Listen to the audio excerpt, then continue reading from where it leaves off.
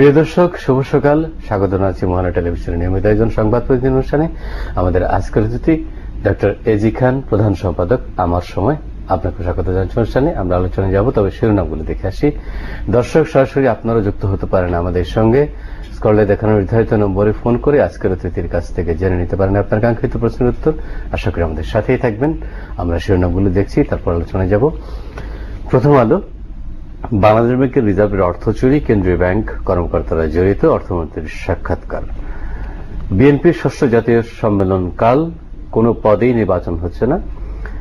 ফিলিপাইনের সিনেটরদের শুনানি, অর্থ উদ্ধারের আশা খুব কম। ইত্তেফাক চুরির টাকা ব্ল্যাক হলে ফিলিপাইনে 20 দিন ঘুরেছিল রিজার্ভ থেকে চুরি যাওয়া 800 কোটি টাকা। বাংলাদেশ ব্যাংকের সাম্প্রতিক ঘটনার পুনরাবৃত্তি বন্ধে কাজ করব, দেশে ফিরে নতুন গভর্নর। যতদূর পারো শিক্ষা অর্জন করো, টঙ্গিপাড়ায় শিশু সমাবেশে প্রধানমন্ত্রী। শ্রদ্ধা ও ভালোবাসায় বঙ্গবন্ধুর জন্মদিন উদযাপন। জনকণ্ঠ, রিজার্ভের অর্থ লোপাট, গাফিলতি মনিটরিং এ অর্থমন্ত্রীর সঙ্গে সাক্ষাৎ। জনগণের সম্পদ সুরক্ষা আমার দায়িত্ব, নয়া গভর্নর। জন্মদিনে কৃতজ্ঞ জাতির বিনম্র শ্রদ্ধায় বঙ্গবন্ধু স্মরণ। সমকাল, বিএনপির নেতৃত্বে যারা আসতে পারেন কাল জাতীয় কাউন্সিল। রিজার্ভ থেকে অর্থ চুরি, তদন্তে যুক্ত হচ্ছে এফবিআই। উদ্ধার না হলেও আদায় হতে পারে চুরির অর্থ। ফিলিপাইনের সিনেটরের মতে উদ্ধারের সম্ভাবনা ক্ষীণ। বাংলাদেশের হাতে নেই লুইকানের নকশা, বকেয়া পরিশোধ না করলে শিগগিরই মিলবে না। সংসদ ভবনের নকশা নিয়ে রিপোর্ট। টঙ্গিপাড়ায় প্রধানমন্ত্রী, স্বাধীনতা বিরোধীদের ষড়যন্ত্র এখনো চলছে। যুগান্তর, 7 দিনের মধ্যে রহস্য উন্মোচন, দাবি সিআইডি মুখপাত্রের। ফিলিপাইনের সিনেট শুনানিতে রিজার্ভ ব্যাংক কর্মকর্তা, টাকা তুলতে দেখেছি দেগুইতার গাড়িতে। অর্থ চুরির ঘটনা তদন্তই প্রথম কাজ, নতুন গভর্নর। সোহরাওয়ার্দী উদ্যান ব্যবহারের অনুমতি, বিএনপির নেতাকর্মীদের মাঝে উৎসবের আমেজ। কালের কণ্ঠ, জোহা নিখোঁজ, পরিবারের অভিযোগ অফিস থেকে বাসায় ফেরার পথে তাকে অপহরণ করা হয়েছে। রিজার্ভের অর্থ চুরি, 3 দেশের ছুটির দিন বেছে নিয়েছিল হ্যাকাররা। বঙ্গবন্ধুর জন্মদিনে টঙ্গিপাড়ায় প্রধানমন্ত্রী, তারা মানুষকে আর বিভ্রান্ত করতে পারছে না। বাংলাদেশ প্রতিদিন, অরক্ষিত বাংলাদেশ ব্যাংক, আইটি নিরাপত্তা নিয়ে উৎকণ্ঠা। এফবিআই এর সঙ্গে বসবে সিআইডি, আমাকে হত্যার হুমকি দেওয়া হয়েছিল মায়া। সেই জোহা নিখোঁজ, তোলপাড় বেশি ফিলিপাইনে। উৎসবমুখর নয়াপল্টন, নেতাকর্মীদের স্রোত ঢাকামুখী। রাতেই ঢাকায় বিদেশি অতিথিরা, ভিসা পাননি ব্রিটিশ 6 এমপি। সংবাদ, ফেরতের দাবি বাংলাদেশ ব্যাংক, রিজার্ভের অর্থ চুরি নিয়ে রিপোর্ট। টানা পরাজয়ে নারী ক্রিকেট দল, জিজ্ঞাসাবাদ করা হচ্ছে কর্মকর্তাদের। আজ ব্যাংকে যাবে এফবিআই প্রতিনিধি দল। বণিক বার্তার শিরোনাম দেখব। বাংলাদেশের রিজার্ভের অর্থ চুরি, 8 কোটি 10 লাখ ডলার উদ্ধারের সম্ভাবনা ক্ষীণ। সিনেটর ওসমেনা, অর্থ ছাড় না করলে খুন হতে হতো। শুনানিতে আরসিবিসি কর্মকর্তা। বঙ্গবন্ধুর জন্মদিন উপলক্ষে অনুষ্ঠানে প্রধানমন্ত্রী, বাঙালির ইতিহাসে তিনিই মহানায়ক। আমার সময়, শেষ ব্যয় বাড়ছে বড় আবাদে। টঙ্গিপাড়ায় প্রধানমন্ত্রী, অভিশাপ মুক্ত হয়েছে বাঙালি জাতি। ইংরেজি দৈনিকগুলোর শিরোনাম দেখব। Financial Express, damage prepare, my first priority, new governor. Observer, Bangabandhu's birth anniversary observed. Daily Star, plastic money not so safe.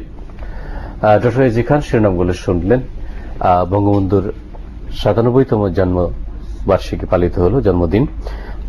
মাননীয় প্রধানমন্ত্রী সেই শিশুদের যে উৎসব, জন্মদিন আপনি জানেন যে শিশু দিবস হিসেবে এটি পালিত হচ্ছে, এবং টঙ্গিপাড়ায় সেই শিশু দিবসের উৎসবে যোগ দিয়ে প্রধানমন্ত্রী বলেছেন যে আজকের শিশু আগামীর ভবিষ্যৎ। যিনি বঙ্গবন্ধু মনে প্রাণে বিশ্বাস করতেন, তিনি শিশুর মতোই সরল প্রাণ ছিল তার, শিশুদের তিনি ভালোবাসতেন। এই শিশুর পরিচর্যায় তিনি অনেকগুলো উদ্যোগ নিয়েছেন বঙ্গবন্ধু শেখ মুজিবুর রহমান জীবিতকালে। তারই ধারাবাহিকতায় শিশুদের জন্যই তার জন্মদিনকে উৎসর্গ করা হয়েছে। এই আজকে শিশুই যে আগামীর ভবিষ্যৎ, প্রধানমন্ত্রী বলেছেন যে শিশুদেরকে প্রকৃত শিক্ষায় শিক্ষিত করতে হবে। বঙ্গবন্ধুর জীবনের আলোকে আপনি যদি বিষয়টি আলোচনা করেন। মার্চের এই দিনে যারা আমাদের আজকের এই অনুষ্ঠান উপভোগ করছেন তাদের সকলকে জানাচ্ছি শুভেচ্ছা। আজকের শিশু আগামী দিনের ভবিষ্যৎ। একটি নরম মাটিকে যেমন খুশি তেমন রূপদান করা যায়, তেমনি একটু কোমলমতি শিশুকে তার শিশুকালেই যদি তার মন, মানসিকতা, শিক্ষা, আচার আচরণ তাকে পবিত্রভাবে যদি শিক্ষা দেওয়া হয়, তাকে যেভাবে গড়া হয় তা যে শিক্ষা তাকে দেওয়া হয় সে কিন্তু সেইটাই শিখবে, সেভাবে গড়ে উঠবে।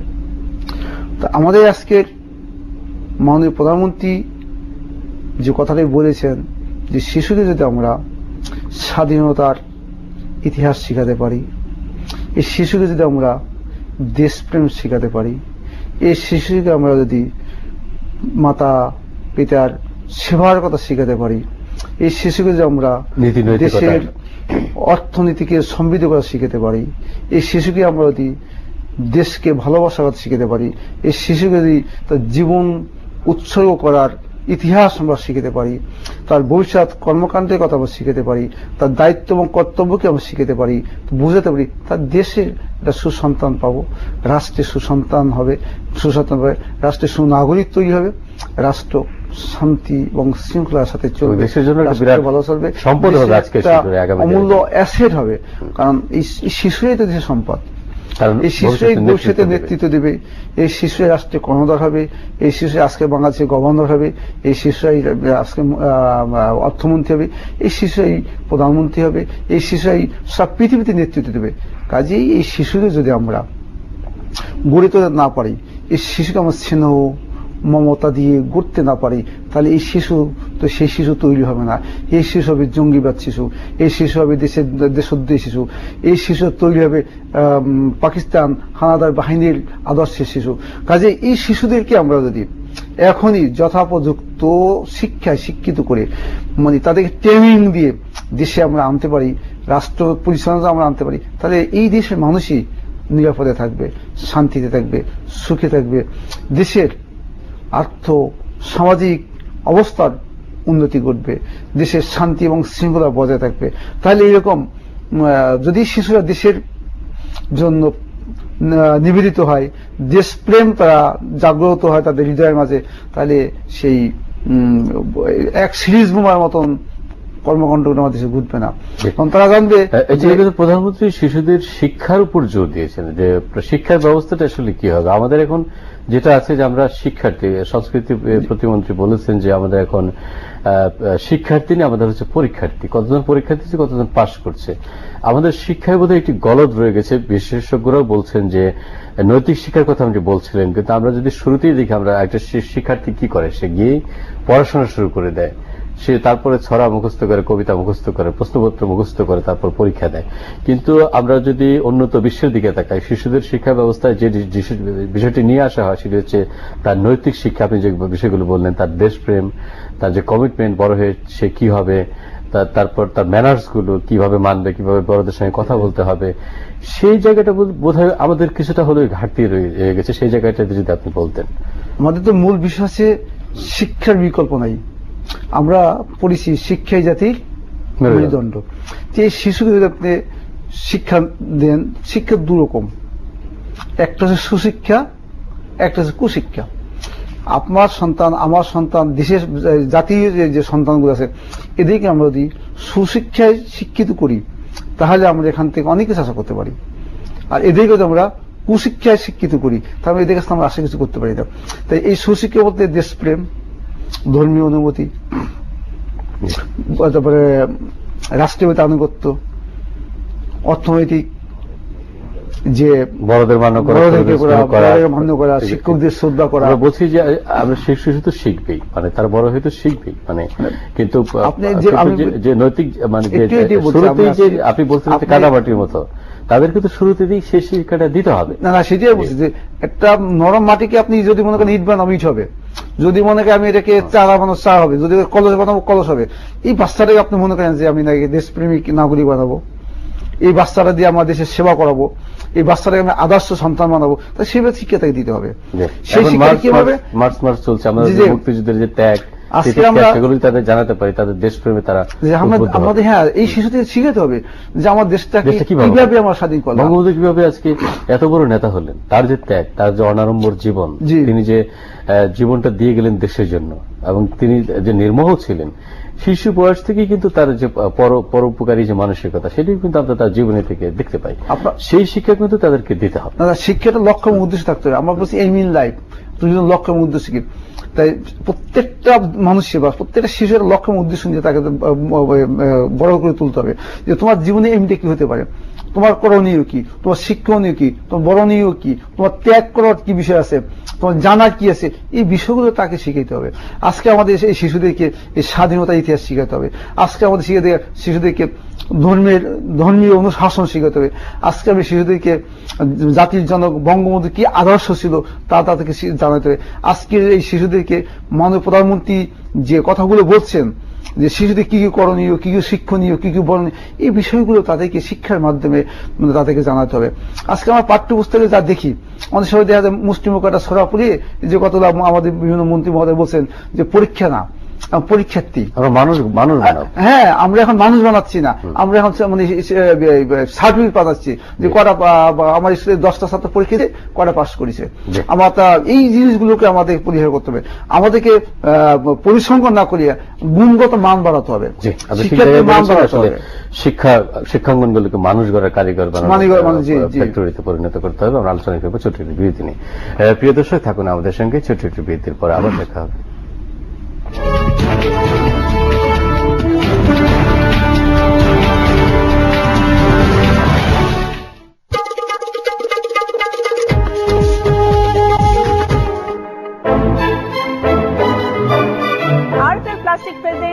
শ্বশুর বাড়ি মধুর হাড়ি, পাওয়ার বাই ড্রিঙ্কিং। আমি কনে, আমি বল। আরে ফেলে শ্বশুর বাড়ি মধুর হাড়ি, মধুর হাড়ি।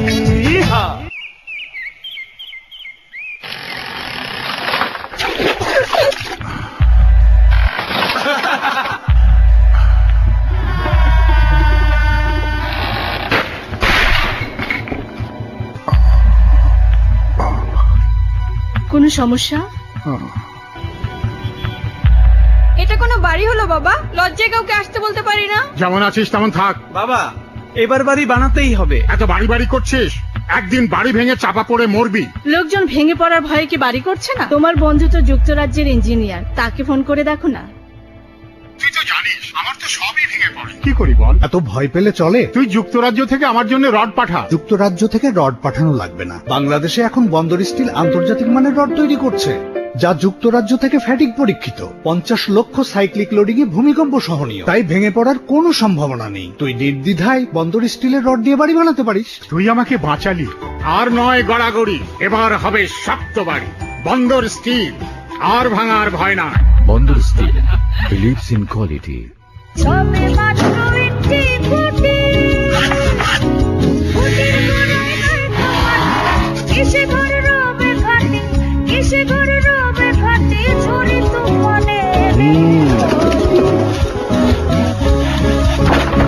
শেষ।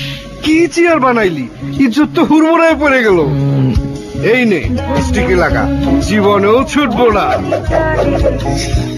স্টিকি রেজিন অ্যাডহেসিভ ফার্নিচারের মান বাঁচায়। আরফেল প্লাস্টিক প্রেজেন্টস শ্বশুর বাড়ি মধুর হাড়ি, পাওয়ার বাই ড্রিঙ্কিং। আমি কনে, আমি বল। আরে ফেলে শ্বশুর বাড়ি মধুর হাড়ি, মধুর হাড়ি। 2 GHz 64-bit octa-core processor with 3 GB RAM, powered by 3500 milliampere battery. Walton Primo ZX2, the smartphone that understands you. এটা বিদ্যুৎ ছাড়াই হাতের অল্প চাপে হোস পাইপ দিয়ে দোতলার ছাদের ট্যাঙ্কিতে পানি তোলা যায়। আর চিন্তা করো না মা, আরএফএল ম্যাজিক টিউবওয়েল, বিদ্যুৎবিহীন ম্যাজিক। আরফেল প্লাস্টিক প্রেজেন্টস শ্বশুর বাড়ি মধুর হাড়ি, পাওয়ার বাই ড্রিঙ্কিং। আমি কনে, আমি বল। আরে ফেলে শ্বশুর বাড়ি মধুর হাড়ি, মধুর হাড়ি।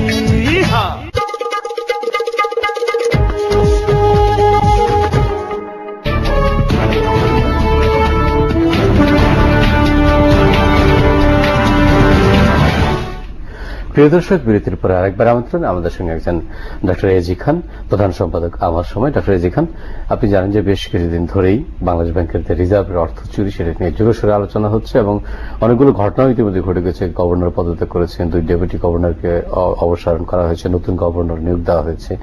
যে বিষয়টি বেশি করে আলোচনা হচ্ছে সেটি হচ্ছে যে অর্থ ফেরত আনার বিষয়টি, আর হচ্ছে যে এই যে তথ্য প্রযুক্তির জন্য যা আমাদের ডিজিটালাইজ হয়েছে, যে কারণে কিন্তু এই ঘটনাটি ঘটতে পারলো। কিন্তু প্রযুক্তির যে কিছু সাইড ইফেক্ট আছে, এখন যেটা সাইবার নিরাপত্তার কথা বলা হচ্ছে, এটি জোরদার করার কথা খুব জোরে সরে আসছে এই ঘটনার মধ্যে দিয়ে। তো আমরা শুরুতেই শুনবো যে আসলে এই যে অর্থটি পাচার হয়ে গেল বা লোপাট হয়ে গেল বা হ্যাকিং এর মাধ্যমে এটি নিয়ে গেল, এখানে গাফিলতির বিষয়টি আলোচনায় আসছে। সবকিছু মিলে যদি আপনি বলেন যে আসলে এই ঘটনাটি কিভাবে ঘটলো এবং ভবিষ্যতে আমরা এই ঘটনা থেকে কিভাবে উদ্ধার পেতে পারি। এটা অত্যন্ত স্পর্শকাতর বিষয় যে দেশের 8 কোটি 10 লক্ষ মার্কিন ডলার, যেটি প্রায় 800 কোটি টাকার মতন টাকা আমার দেশের সম্পদ চুরি হয়ে গেল। হ্যাকাররা হ্যাক করে এই টাকা তারা হাতিয়ে নিয়েছে। তো এখানে আমাদের যে তথ্য প্রযুক্তির দুর্বলতা বা প্রশাসনিক দুর্বলতা, দায়িত্বে যদি কোনো অবহেলা থাকে, এই সব বিষয়গুলো আমাদেরকে খতিয়ে দেখতে হবে। এই বিষয়গুলো কেমনে ঘটলো এবং একক ব্যক্তির পক্ষে এটা সম্ভব না। কোন একক ব্যক্তি কিন্তু এই টাকাটা উঠাতে পারেনি। এই টাকাটা ছিল আমেরিকার ফেডারেল রিজার্ভ ব্যাংকে, সেখান থেকে টাকা চলে গেছে ফিলিপাইন্সে। তাহলে এই বাংলাদেশের টাকা আমেরিকাতে সেই ফিলিপাইন্সে। তো কত মানুষ সাথে জড়িত, কত প্রযুক্তির সঙ্গে জড়িত। তো এই প্রযুক্তি একদিনেই ঘটনাটি না দীর্ঘদিনের পরিকল্পনা, দীর্ঘ প্রক্রিয়া এবং এর ভিতরে বিশাল একটা আন্তর্জাতিক চক্রান্ত করে এই কাজটি ঘটিয়েছে। আমরা জানি যে বাংলাদেশকে নিয়ে একটা কিন্তু দ্রব্যসন্ধিমূলক ষড়যন্ত্র চলছে। আমার বিশ্বাস এই দ্রব্যসন্ধি বা ষড়যন্ত্রের একটা অংশ হচ্ছে এই টাকা হাতিয়ে না। আন্তর্জাতিক চোরা কারবারি বলি বা আন্তর্জাতিক এই যে হ্যাকার, এরা জালিয়াতির ক্ষেত্রেও আমরা দেখলাম সেখানে বিদেশি কিন্তু ধরা পড়েছে। এই যে আমরা সবাই বুঝি যে সরকারকে, বাংলাদেশের রাষ্ট্র ব্যবস্থাকে একটা প্রশ্নবোধক দরজা দাঁড় করানোর জন্য এই আন্তর্জাতিক চক্রান্তরা এই কাজটা করেছে। তবে আমাদের যে বাংলাদেশের চক্রান্ত করে হোক আর যেভাবে সেটা তো রক্ষার দায়িত্ব আমাদের দেশের দায়িত্বশীল ব্যক্তিদের, তারা কিন্তু দায়িত্ব এড়াতে পারেন না। যিনি আমাদের গভর্নর ছিলেন, অত্যন্ত ভালো মানুষ ছিল, আমি তাকে মোটামুটি ব্যক্তিগত চিনি, অনেক কথা তার শুনেছি, অনেক লেখা তার পড়েছি, কিন্তু তিনি একেবারে নিম্ন স্তরের ঘরের থেকে তিনি উঠে এসেছেন। তিনি আত্মজীবনী লিখেছেন, তিনি অনেক কথা বলছেন। কিন্তু এই যে কাজটা ঘটলো, এটা কিন্তু অত শক্ত হাতে দমন করা উচিত ছিল। এবং উনি যখন এটা জানতে পেরেছিলেন, কিন্তু 1 মাস আগে কখনো শুনি 1 মাস আগে, কিন্তু তখনই তাই এটা কিন্তু প্রোটেকশন দেওয়া উচিত এবং তখনই তড়িৎ ব্যবস্থা নেওয়া উচিত। এতটা সময় অপচয় করা হলো, এতটা সময় ব্যয় করা হলো আমার দেশের জাতীয় সম্পদ রক্ষার জন্য, তিনি উদ্যোগ নিলেন না, উদ্যোগ নিয়ে দেরি করলেন। এটা আমার মনে হয় জাতির জন্য একটা কলঙ্ক হয়ে থাকবে। এবং আশার বাণী আমরা যদি বলি যে নতুন যে গভর্নর এসেছেন, উনি বলছেন এই টাকাটা উনি যে কোনো কিছুর বিনিময়ে এই টাকাটা তিনি উদ্ধার করবেন। তা আমাদের যে কাজটা করণীয় বলে আমি মনে করি যে টাকা তো উদ্ধার করতেই হবে, এটা যে কোনো কিছুর বিনিময়ে আরো কিছু ত্যাগ করতে হয়, তার বিনিময়ে আমাদের টাকাটা উদ্ধার করতে। এর সঙ্গে যারা জড়িত আছে তাদেরকে চিহ্নিত করে আইনের আওতায় আনতে হবে, জাতিকে দেখাতে হবে, বিশ্বকে দেখাতে হবে যেটা ছিল আমাদের দেশে অর্থ লুটপাটের সাথে সম্পৃক্ত আমরা ছিলাম না, বাংলাদেশের মুসলিমের কোন লোক ছিল না, বা এই বাংলাদেশ ব্যাংকের যে সমস্ত কর্মকর্তার সাথে জড়িত ছিল তাদেরকেও ছাড় না দেওয়া হয়। আমরা কালকে সুরজিৎ বাবুর একটা এই শুনেছি যে এর থেকে আমাদের মাননীয় অর্থমন্ত্রীও রেহাই পেতে পারেন না। তো এই বিষয়টাও আমাদের মাননীয় প্রধানমন্ত্রী অবশ্যই তিনি সব খতিয়ে দেখবেন এবং আমার মনে হয় তিনি আপসীন নেত্রী, এই বিষয়ে তিনি কখনোই মনে হয় তিনি ছাড় দিবেন না। অপরাধী যেই হোক তাকে তিনি শনাক্ত করবেন এবং হয়তো আইনের আওতায় তাকে নিয়ে আসবেন। তো ভবিষ্যতে যাতে এই ধরনের আর কোন ঘটনা না ঘটতে পারে। আমরা বারবার বলছি যে ভবিষ্যতে ঘটনা ঘটবে না। বাংলাদেশ ব্যাংকের বিষয়টি না হয় তথ্য প্রযুক্তির বিষয়, এটি আমাদের কাছে নতুন অভিজ্ঞতা, আমরা হয়তো অনেক কিছু জানিও না বুঝেও হয়তো অনেক ঘটনাটি ঘটতে পারে, সেটি একটি দিক। কিন্তু আমরা যদি আগের ঘটনাগুলোর দিকে একটু তাকাই, যে হলমার্কের দিকে যদি তাকান, বেসিক ব্যাংক কেলেঙ্কারির কথা যদি তাকান, অর্থমন্ত্রী অনেক কিছু বলছেন। আজকে প্রথম আলোর সাথে তার একটি বড় সাক্ষাৎকার ছাপা হয়েছে, সেখানে তিনি তার রাগ ক্ষোভ তিনি মানে মানে কি বলবো লুকিয়ে রাখতে পারেননি। তিনি গভর্নরের প্রতি সবকিছু দায় চাপিয়েছেন। কিন্তু এই ব্যাংকগুলো তো সরাসরি অর্থ মন্ত্রণালয়ের তত্ত্বাবধানে, আপনি যে হলমার্কের কথা বলেন, বেসিক ব্যাংকের কথা বলেন, রাষ্ট্রায়ত্ত ব্যাংক, সেইগুলোর জন্য তো তাকে কোনো দায়িত্ব নিতে হয়নি। তিনি তো কখনো গ্লানিবোধ করেননি, বরং তিনি বলছেন যে এই 5,000 কোটি টাকা 4,000 কোটি টাকা কিছু।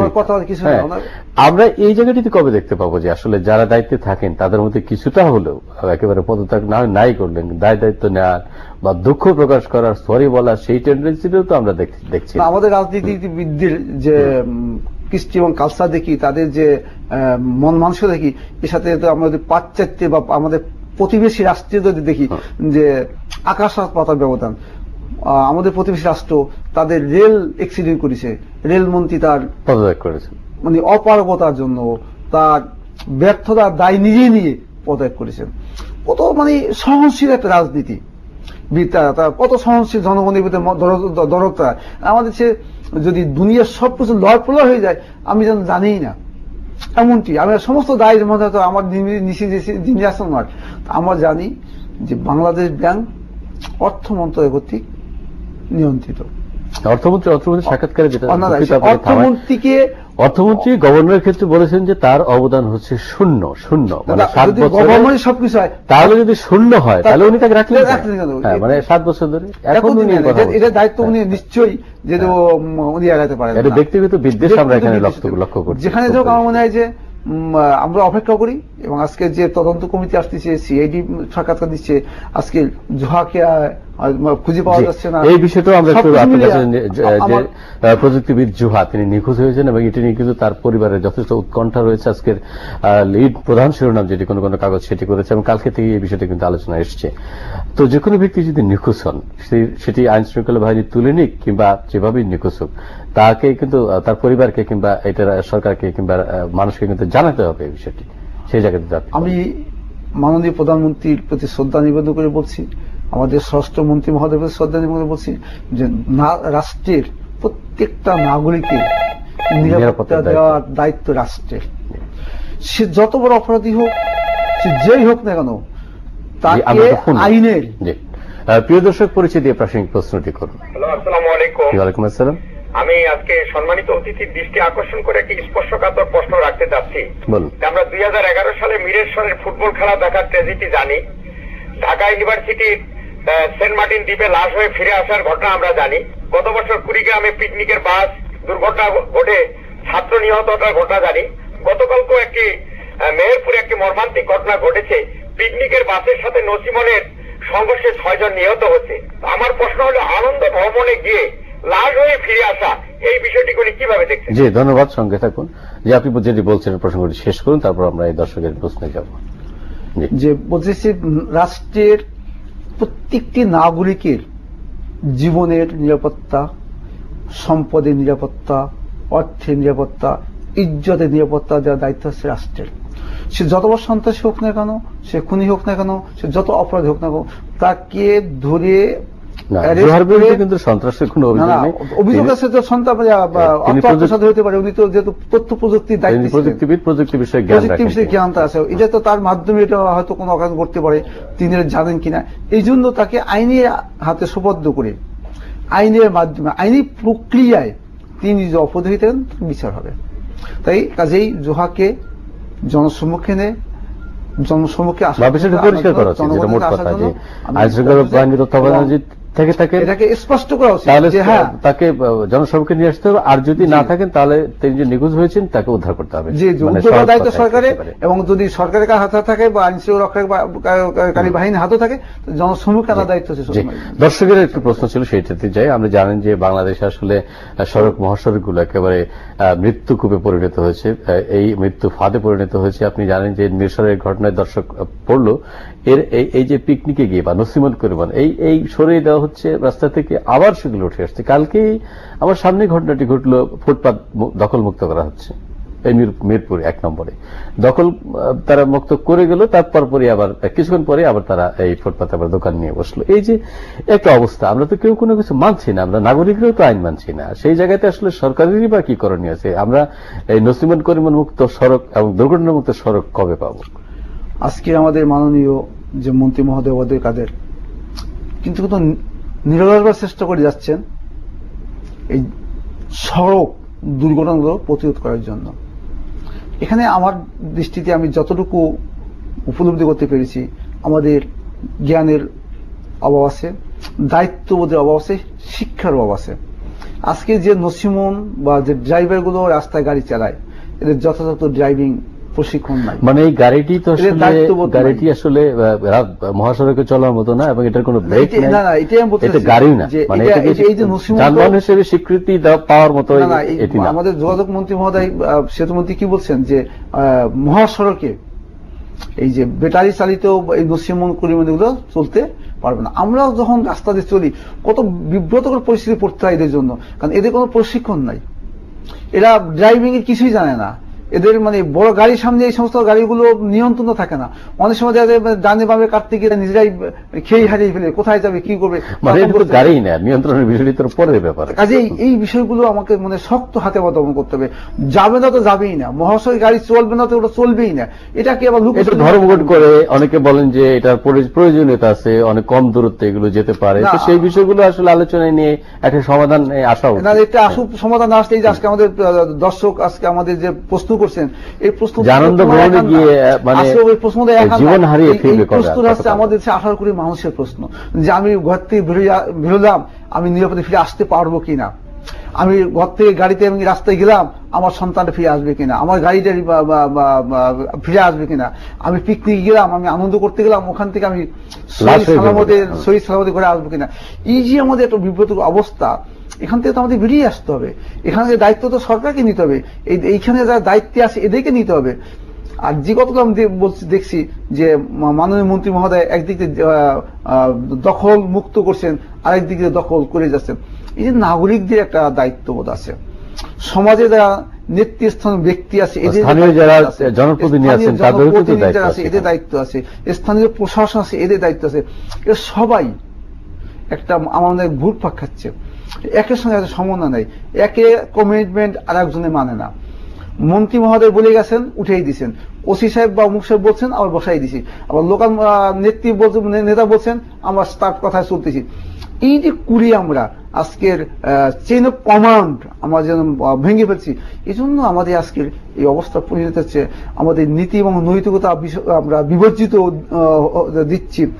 আমাদের দেশপ্রেমের কথা বলছিলাম কিছুক্ষণ আগে, এই রাষ্ট্র যদি এরকম যদি চলতে থাকে, আপনি দেখেন কোন কোন রাষ্ট্র সভ্যতার এমন পর্যায়ে পৌঁছে গেছে যে রাস্তায় থুতু পর্যন্ত ফেলে না, সেখানে আমরা রাস্তায় দোকানপাট বসে মানে অবরুদ্ধ করে। দেশপ্রেম বলতে কি বুঝি?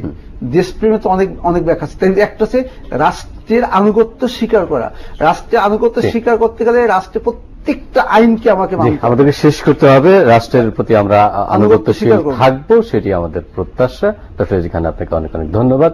প্রিয় দর্শক, এতক্ষণ যারা সঙ্গে ছিলেন তাদেরও ধন্যবাদ জানাচ্ছি। আগামীকাল একই সময় আবার দেখা হবে সেই প্রত্যাশা থাকলো। ভালো থাকুন, সুন্দর থাকুন এবং নিরাপদে থাকুন।